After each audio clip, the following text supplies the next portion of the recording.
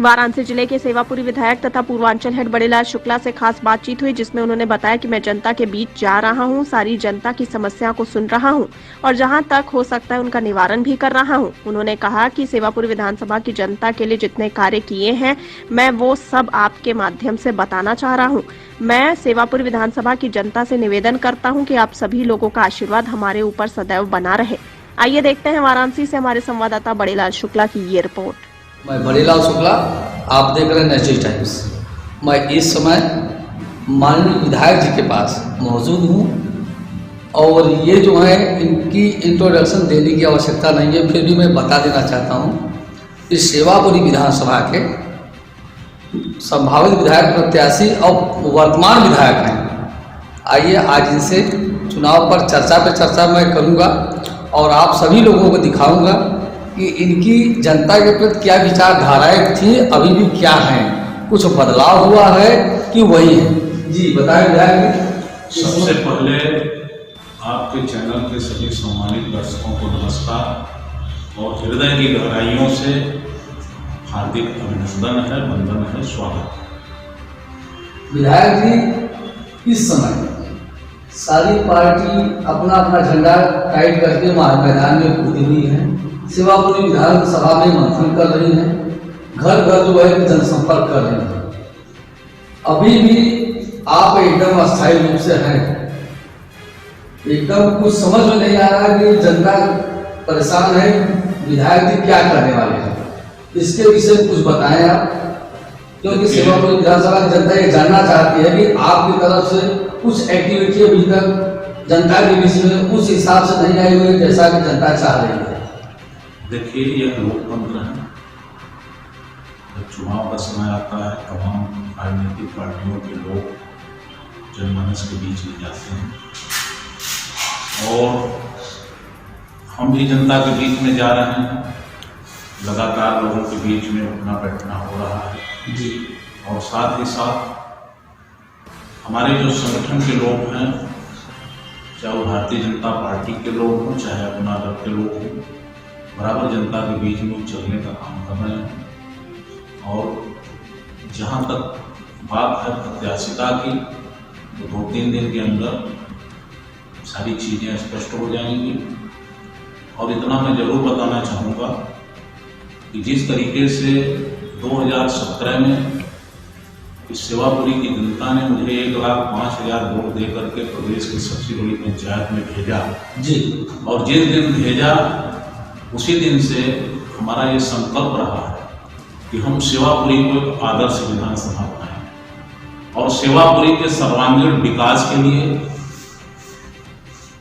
चाहे सड़क हो, चाहे बिजली हो, चाहे पानी हो, चाहे स्वास्थ्य हो, चाहे शिक्षा हो, चाहे कानून व्यवस्था हो, हर क्षेत्र में सेवापुरी का विकास ने सेवापुरी को बरकी में एक राजकीय डिग्री कॉलेज देने का काम किया और उस राजकीय डिग्री कॉलेज का नामकरण खंड खंड भारत को अखंड भारत बनाने वाले लौह पुरुष सरदार वल्लभ भाई पटेल जी के नाम से उस राजकीय महाविद्यालय का नाम सरदार वल्लभ भाई पटेल राजकीय महाविद्यालय करवाने का काम किया। और कपसेठी रघुनाथपुर में वहां पे ITI स्कूल लाने का काम किया। उस ITI स्कूल का नामकरण हमने पंडित दीनदयाल उपाध्याय जी के नाम पर उस ITI स्कूल का नामकरण करवाया। विधायक जी, हम कुछ सवाल पूछना चाहते हैं आपसे। ये जो वर्तमान सरकार है और पिछली सरकार जो थी, इन दोनों में कितना भिन्न है? देखिए, पिछली जो सरकारें रही जी, वो तुष्टीकरण वाली सरकारें रही और वर्तमान में जो सरकार इस उत्तर प्रदेश में 2017 से लेकर अब तक अपना 5 साल का कार्यकाल पूरा की है, ये सबका साथ सबका विकास की सरकार है। यहाँ गांव के अंतिम व्यक्ति की भी चिंता की गई। झुग्गी झोपड़ी में रहने वाला बूढ़ा बाप, बूढ़ी माँ और नौजवान, हमारी माँ बहनें, हर व्यक्ति की, हर वर्ग के लोगों की चिंता हमारी इस उत्तर प्रदेश की योगी सरकार ने किया। और साथ ही साथ इस देश में काशी के यशस्वी सांसद और देश के यशस्वी प्रधानमंत्री नरेंद्र भाई मोदी जी ने काशी की परिकल्पना जो काशी के लोग सदियों सदियों से करते चले आए थे, उस परिकल्पना को अगर जीवंत करने का काम किसी ने किया तो इस देश के यशस्वी प्रधानमंत्री नरेंद्र भाई मोदी ने। जी विधायक जी, अभी कुछ ऐसा कुछ कार्य नहीं ऐसा छूटा हुआ है जो कि आपके सपने में तो अधूरे हुए हैं, पड़े हुए हैं या करना चाहेंगे? यदि क्षेत्र की जनता सेवापुरी विधानसभा की जनता आपको पुनः विधायक के रूप में स्वीकार करती है तो आप ऐसा कौन सा कार्य बाकी है जो कि आप करना चाहेंगे? देखिए, अभी तो ये लड़ाई है, आगे बहुत लड़ाई है। हमारी ये सोच है कि क्षेत्र में ज़्यादा से ज़्यादा रोजगार आए। हमारी कोशिश होगी कि हमारे सेवापुरी विधानसभा का कोई भी नौजवान दिल्ली, बम्बई, कलकत्ता जाने का काम न करे, वो अपने घर में रह करके यही रोजगार प्राप्त करे। जिस तरीके से आप लोगों ने देखा है कि बिजली की जो व्यवस्था पूर्ववर्ती सरकारों में जो बिजली की व्यवस्था थी और आज 22 घंटे 20 घंटे 22 घंटे ग्रामीण अंचल में बिजली मिल रही है, जिसकी वजह से तमाम छोटे छोटे कुटीर उद्योग, चाहे लकड़ी के छोटे छोटे खिलौने बनाने का हो, चाहे साड़ी हो, ऐसे तमाम उद्योग, चाहे हमारे कुम्हार भाई हैं जो आजकल उनको हमारी सरकार ने चाक की व्यवस्था की है, इलेक्ट्रिक चाक की व्यवस्था की है, सोलर चाक की व्यवस्था की है जी, उसके माध्यम से उन लोगों को रोजगार मिल रहा है। और उनके बनाए हुए जो बर्तन हैं मिट्टी के या मिट्टी के जो बनाए हुए खिलौने हैं, सामान हैं, आज वो इस देश के बाहर खाड़ी देशों में भी जा रहे हैं या अन्य दूसरे देशों में भी जा रहे हैं जी। यहाँ रोजगार के क्षेत्र में फिर सेबल कार्गो सेंटर की स्थापना राजा तालाब में हुई और यहाँ का किसान, सब्जी किसान, चाहे मटर किसान हो, चाहे टमाटर किसान हो, चाहे आपका मिर्चा किसान हो, चाहे हमारे फल पैदा करने वाले जो किसान हैं, यहाँ का लंगड़ा आम इस बार विदेशों में गया और उससे हमारे क्षेत्र के किसानों की आय 4 गुनी नहीं, कम से कम 8 गुनी बढ़ी है। लेकिन इसी बात का खंडन कर रहे हैं दूसरे पार्टी के जो है कि पदाधिकारी जो पिछली सरकारों में थे कि नहीं अभी कुछ भी नहीं हुआ है, कोई विकास में कार्य नहीं हुआ है सेवापुरी विधानसभा में, विधायक जी ने ऐसा कुछ किया ही नहीं है। इस पे प्रकाश डालें आप। देखिए, अजमाए को जो अजमाए वो बेवकूफ है जी, कहावत हमारे पुराने लोगों ने कही। अगर पिछली सरकारों ने काम किया होता तो हमारी सरकार को काम करने की क्या जरूरत है? आज बड़े बड़े नेशनल हाईवे बन रहे हैं, पुल बन रहा है, ग्रामीण अंचल तक पक्की सड़क जा रही है, शिक्षा की जो जीर्ण शीर्ण व्यवस्था थी आज मॉडल हमारे चाहे प्राइमरी स्कूल हो चाहे मिडिल स्कूल हो मॉडल के रूप में डेवलप हो रहे हैं। पहले वहाँ छात्र छात्राओं की क्या स्थिति थी, लेकिन आज वहां पर जाकर के देखिए जो मॉडल विद्यालय हैं हमारे सेवापुरी, वहाँ हाउसफुल का बोर्ड लग जाता है कि अब हम एडमिशन करने की स्थिति में नहीं है। हमारे यहाँ अधिक बच्चे हो चुके हैं, आवश्यकता से अधिक बच्चे हमारे यहाँ ऑलरेडी एडमिशन ले चुके हैं। हमारे यहाँ के जो सामुदायिक स्वास्थ्य केंद्र उसकी जो व्यवस्था थी जर्जर व्यवस्था, लेकिन हमने अनुनय भी नहीं किया। हमारी विधानसभा में हाथी बाजार का जो सामुदायिक स्वास्थ्य केंद्र है उसको इस उत्तर प्रदेश के यशस्वी मुख्यमंत्री ने गोद लिया और आज जाकर के देखिए किसी भी प्राइवेट जो हॉस्पिटल में जो व्यवस्था होती है उससे अच्छी व्यवस्था हमारे विधानसभा के सामुदायिक स्वास्थ्य केंद्रों पे है और जिसका लाभ हमारे क्षेत्र के लोग उठा रहे हैं। और साथ ही साथ समझिए कि हमने पूरे विधानसभा में 350 मजरों में जहां बांस बल्ली के सहारे विद्युतीकरण हुआ था, जी, जहां बिजली नहीं पहुंच पाती थी, कहीं न कहीं तार टूट जाते थे या कहीं न कहीं मतलब बिजली बाधित हो जाता था, जी, आज हमने 350 मजरों में बांस बल्ली को हटवा करके वहां विद्युतीकरण करवा दिया और गांव के अंतिम व्यक्ति के पास तक आज 20 घंटे 22 घंटे बिजली पहुंच रही है। किसान जो रात में बिजली का इंतजार करता था सिंचाई के लिए, आज वो दिन में अपने खेतों की सिंचाई कर रहा है। पूर्ववर्ती सरकारों में क्या था, सपा बसपा की जब यहाँ सरकार हुआ करती थी, जी, यही किसान कड़ाके की ठंड में बिजली का इंतजार करता है कि हे बिजली रानी आ जाओ ताकि हमारा भला हो जाए, अपने खेतों की सिंचाई कर सके। जी, और बिजली नहीं आती थी और ठंड लग जाती थी, किसान ठंड से मर जाता था, लेकिन आज दिन में सिंचाई होती है। लेकिन वहीं पे दूसरे पार्टी के पदाधिकारी बोल रहे हैं कि बिजली दे तो रहे 22 घंटे 20 घंटे, परंतु बिजली का बिल बहुत ही ज्यादा कर दिया है। इसमें किसानों के सामने बहुत बड़ी समस्या आ गई है। पहले कम बिजली मिलता था, बिजली बिल भी बहुत कम आता था। बिजली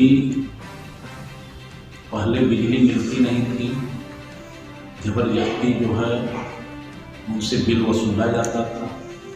आज बिजली मिल रही है और कम से कम 80% 85% लोग हंसी खुशी से उस बिजली के बिल को चुका रहे हैं। जी, लेकिन जो 10-15% जो लोग, जो नकारात्मक सोच रखने वाले लोग, जो निर्माण में विश्वास नहीं रखने वाले लोग, जो बराबर विध्वंस में विश्वास रखने वाले लोग हैं, उनको तो प्रॉब्लम होगी ही होगी, क्योंकि मलाई काटने का रास्ता उनका सब बंद हो चुका है। उनकी ये सोच है कि किसी भी तरीके से ये जो व्यवस्था गांव के अंतिम व्यक्ति तक पहुंच रही है, ये बंद हो जाए ताकि हमें मलाई काटने का अवसर मिले। और लोगों का कहना है छुट्टे साढ़ पर हमारा चुनाव का मुद्दा है, छुट्टे साढ़ जो छुट्टे हुए हैं, इस पर आपका क्या कहना है? देखिए, इस पर हमारा ये कहना है जी, आज गौ आश्रय स्थलों का निर्माण हो रहा है जी, और हम लोगों की कोशिश ये है कि गौवंश को बचाया जाए, और गौवंश को बचाने के लिए हमारी सरकार बराबर प्रयास कर रही है और इसके लिए बराबर इस पर काम हो रहा है।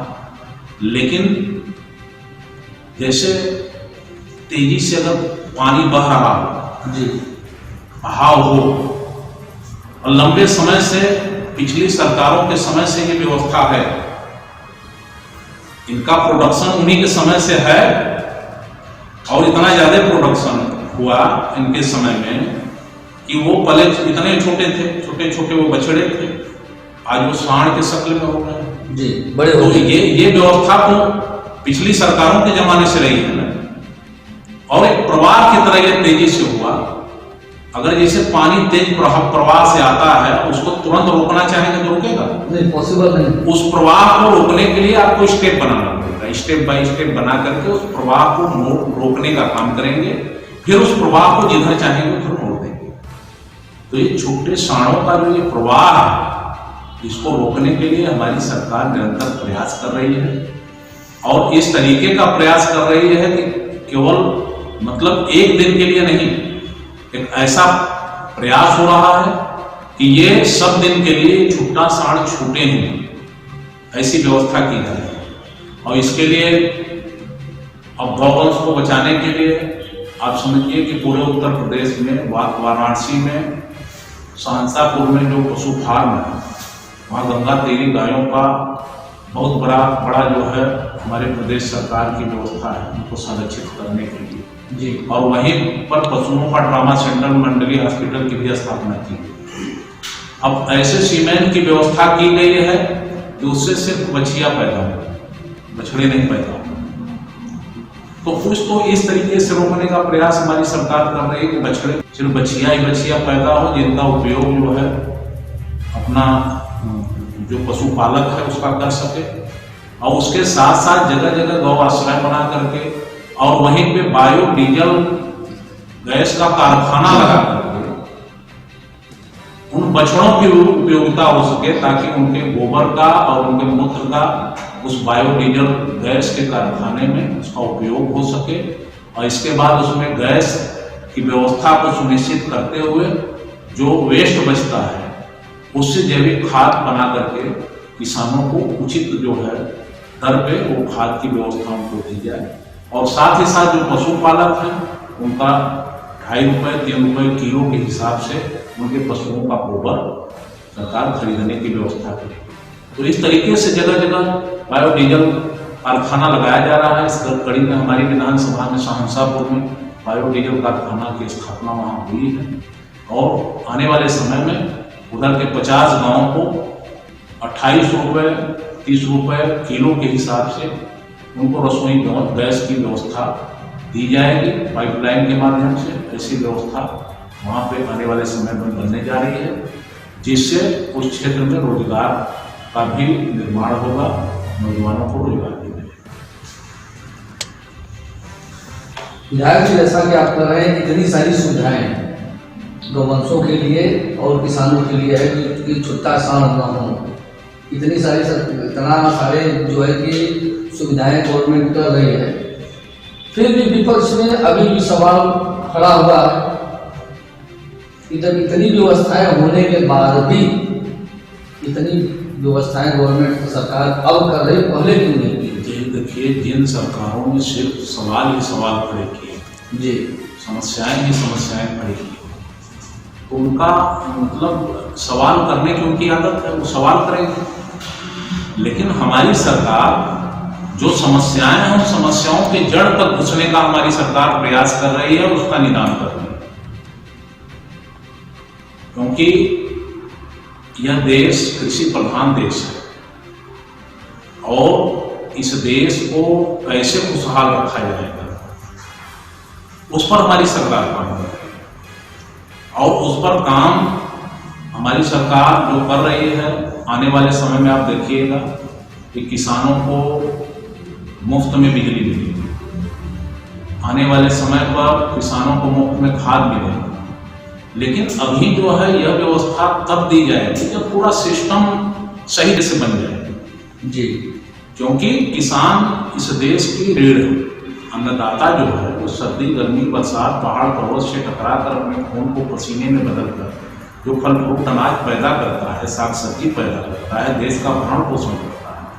पिछली सरकारों में क्या होता है, किसान आत्महत्या करने के लिए मजबूर करता था, लेकिन हमारी सरकार ने किसानों की चिंता की, और किसानों को जो है सबसे जरूरी था बिजली, क्योंकि उनको बिजली पर्याप्त मिल रहा है, और अलग से उनको बिजली की व्यवस्था दी गई। तो पहले जड़ तक जाने की जरूरत है।